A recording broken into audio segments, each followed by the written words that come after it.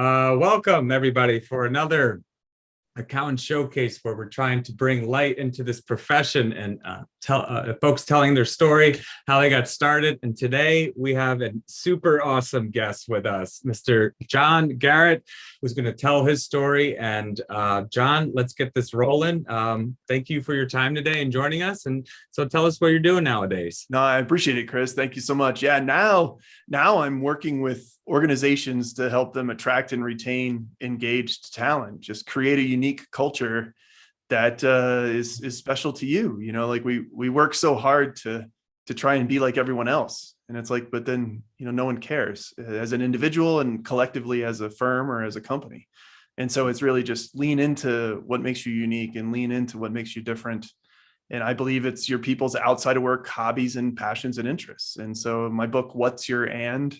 You're an accountant and a ballroom dancer and a volunteer at the dog shelter and binge watch Netflix and eat ice cream by the pints. That's me. But, you know, whatever your and is, you know, those are interesting things that are above and beyond your CPA designation or your whatever letters are after your name and college degree you have on your wall. So there's a lot more to, you know, who you are is just so much more than the work you do. And, you know, let's see that and celebrate that. Absolutely. Spot on with that.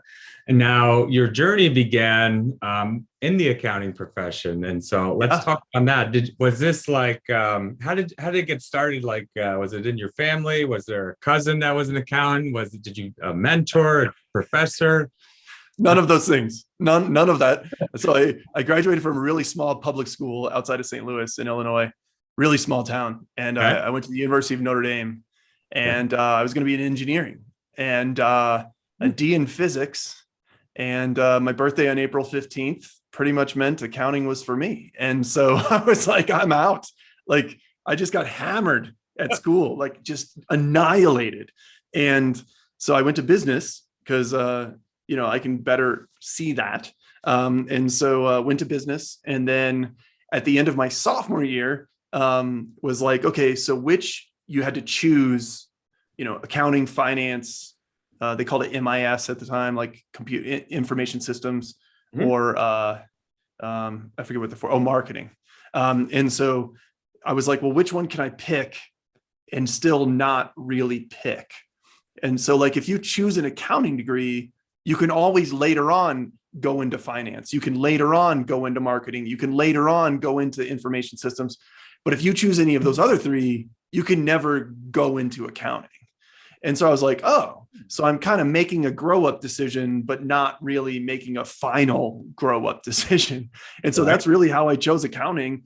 Plus, it's a top 5 accounting program every year. So my GPA took a little bit of a hit from engineering. So I found out that, you know, I can work hard and get it up to, you know, a 3.1 and still school, you know, firms will really want you anyway, because, you know, with the Notre Dame accounting, it's still solid. So I was like, all right, so accounting is it, you know, and that's pretty much how I ended up in accounting. Like there's no magical story. I wish, you know, it's literally a D in physics. And the end of my freshman year. Like, that's great. Yeah. I walked out of the midterm exam at the end of the first semester and was like, yeah, I'm not doing this anymore. And I'm out. And it was it. I get it. So, yeah. Great. Sometimes this isn't an engineering podcast, it would be pretty quick. Thanks for joining. Have a great day. Yeah. No, but I've done a few dozen of these, and the every story is different. It's really, and there's not been one, right? Yeah, there's not been one where it started all in the family and they've just grown in. It's always been diversified for some reason. That's what's awesome about the profession is that, you started off not wanting to be an accountant, but now an accountant. Well, now look what you're doing. I mean, I didn't even know an accountant. Like I didn't even know anyone that did accounting. It was just a terrible stereotype that you see on TV shows and movies. And then you start getting around it and you're in it and you're like, this is not at all true. Like these whatever you thought it was supposed to be like. And I mean, that's what the whole, you know, what's your and is just shatter that stereotype. Like people think you have to be one thing to be successful. And yet if you look around, there's millions of successful professionals especially accountants, and none of them are what you think the stereotype is. None of them. And so I just got so frustrated with, we're all on this like merry-go-round wheel, like type of thing. And no one's saying, hey, stop the wheel. Like, what's going on? Like, why are we acting this way? Like, I mean, accountants, I find what makes me so irritated is like people have this perception of the profession. And I find the people that have that the most are accountants themselves. Yeah. And it's like, how's anyone else supposed to believe we're good or cool if we don't even believe it? You know, like, and like, it's just stop, you know, just be you and quit going to work with one arm tied behind your back, or go into, you know, a networking thing with, you know, with not your full self. Like, go and bring it, you know, like, don't be a shell of who you are. Like, your career depends on it and your firm depends on that. Yeah, for sure. And the profession, I believe, was kind of prior to the pandemic, wasn't really, you know, changing in any type of aspect. And when I work with clients, like, they've been doing this for 10 years, been doing this 20 years, been doing this 30 years, very regimented, and it works. That's great. And but change is constant, and change will happen. It's a matter of when, not if. And so change happened, and everyone was kind of forced into this new working environment. But I think it's like they were reluctant to do it. Right. So what did you see the profession 5 years ago, let's say, prior to the pandemic, and where do you see it growing over the next 5 years?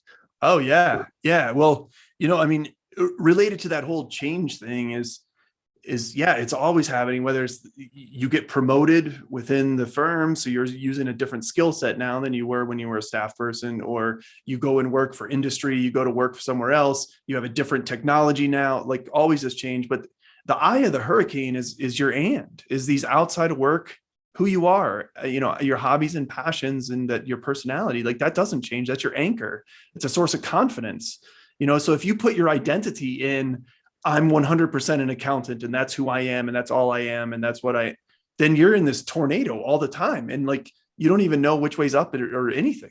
But if you actually have like other dimensions to who you are as a person, and there's been plenty of research that shows it's less anxiety, less depression. Like, you're just a better professional having an and then sharing it. And so, you know, it's super, super crucial. And yeah, I mean, 5-7 years ago, they were telling us AI is coming for your job. Like, computers are going to take your jobs. They're going to have all these unemployed accountants. And guess what? AI came, and now we need even more human, because like the old school was more technology, less human, but it's actually more technology, more human. So the more tech and the more AI and the more of this that you're bringing in, the more you need human and in human thought and just being human to balance that out. And so no one really saw that coming. And I think it's really fascinating to me to how much more people we need than ever before. And there's so much opportunity, especially in accounting. I mean, and that's the thing, you can go public, you can go to industry, you can work for the government, you can, all these different things. Like I said, with my own like potential path is, you know what, I'm really into marketing. I'm going to go over to marketing and go do that, because there's a ton of numbers behind that. And at the end of the day, there's still an ROI. So you need to know dollars. Finance, of course, is just all the people that couldn't hack it in accounting. So you can go do that with one arm tied behind your back. You don't even have to open your eyes. No, in case there's a finance person like listening, I'm serious. Nice. And then, you know, and then the computer side, of course, there's a lot of tech now. And so, you know, there's so much opportunity that you can go into with an accounting degree. That's just really awesome. You're not pigeonholed at all, you know, or painted in the corner. You can really make it what you want it to be. What you did yourself, you know what I mean? And working with clients now, and you're always talking about that retaining that talent. Can you share with us kind of when you're working with a client, you know, that's having issues with their staff, and kind of provide some tip for our prospective audience and how to kind of manage? Yeah, totally. I mean, it's really nervous, uneasy. Like, what are they? Yeah, like just care. Like, have a genuine interest in the people around you. Like, people's stories and what they like to do, like what their and is, like yeah, when you're not at work, where would I find you? Like on the ski slopes, or sailing, or deep sea fishing, or who knows, like making stained glass, painting, like, is it any good? Like, do you ever catch fish? No, but I enjoy fishing. So who cares? Like, did anyone buy your painting? No, but who cares? Like, I enjoy painting. Like, it doesn't matter. And and so just it basically, at the end of the day, are your people living their best life? And if they're living their best life, they're going to do their best work. So the old school mentality was get clients and then find people to do the work for the clients, but the clients are at the top, and then accidentally care a little bit about some of the people, but clients, really clients. And it's upside down. You got to care about the people you have. Yeah. And then you're going to get more and better talent. And then from that, you'll get clients. And so just if your people are living their best life, then they're going to do their best work. And so you need to be asking yourself that. And, maybe it's, one-on-one check-ins every month for 15 minutes. And maybe 6 of those minutes are, I know you love to go to concerts. When's the next concert you have booked on your calendar? Like, you got to be looking forward to your aunt. Like, let's get that. And then the second 6 minutes is how's life? Like, what's up? Like, and then the last 3 minutes is how's work? Yeah. But who you are as a person is not just your technical skills. And so it's just connecting on the human level, and then everything good happens outside of that. So it's simple but not easy is really what I've found. So that's why the implementation programs kind of help you walk the walk, and and customized for your place. So it starts with just the mindset, and I love to simplify things myself. I find folks love to, there's colleagues, friends, everybody. Folks don't realize they don't realize that they love to complicate simple things. And so when you said this, it really resonated with me. I'm like, all right, I'm going to see what he says after this question. And then you said, just care. And I was like, that's awesome. Literally, because you need to know your team. I don't think folks realize that. If there's so much, anxiety, disruption, awkwardness, uneasiness, what's going on? Wait a second. Just sit down with everybody one-on-one, not a group meeting. Group meeting, how's everybody doing? Great. You're gonna get the same answer. But when you sit down one-on-one, how are you doing? It's like, not so good, or something's on my mind. And then you're able to really dive in, and it shows that you care. You're taking that time out. And it's very valuable to do that, because the littlest things you do for people, I feel that goes so much further than like buying them a car or a bonus or something. So these things. Yeah, exactly. And like there was one organization I was working with recently, and in their values was we care. And I asked them, well, what do you care about? Like, we care that you do this many billable hours. We care that you have this much work. We care, what do you care about? Right. And they're like, oh, well, we care about our people. Well, how do you show them that? How do you show them that you care? And that they didn't. And so it's like, okay, well, let's work on that. And let's actually show them that we care about the whole person, because you hired the whole person. You didn't hire just the accountant part. You hired all of them. And if you really look at it, the accountant part of you is 15%. I mean, there's family and faith and friends and outside of work hobbies and passions and interests and all of these things. And but somehow we allow that 15% to become 100% of who we think we are. And it's not healthy, And so, but it's simple, but not easy. And how do we do it on the regular? I mean, it's the same as people telling me about fitness, and I'm not going to a gym. So, how do we make this a regular thing? It's just human nature. So, I couldn't agree more. Your story is awesome. I mean, literally how you got started into the profession. And then you just, I find, and in doing this and speaking with folks like yourself, they just always find something that they gravitate towards, or that makes them happy, for fulfilling their life, not just compliance work. And that's what the industry's looked at, but there's so much more to it. Totally. So really appreciate you sharing this story today. And so any final thoughts for our listeners before we wrap up? Yeah, just like I said, who you are is so much more than the work you do. You're not an accountant. You're a person who does accounting.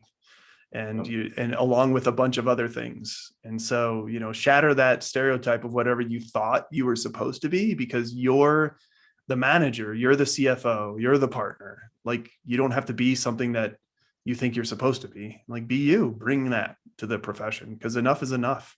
And make accounting weird, right? Make it weird, make it you. Yeah.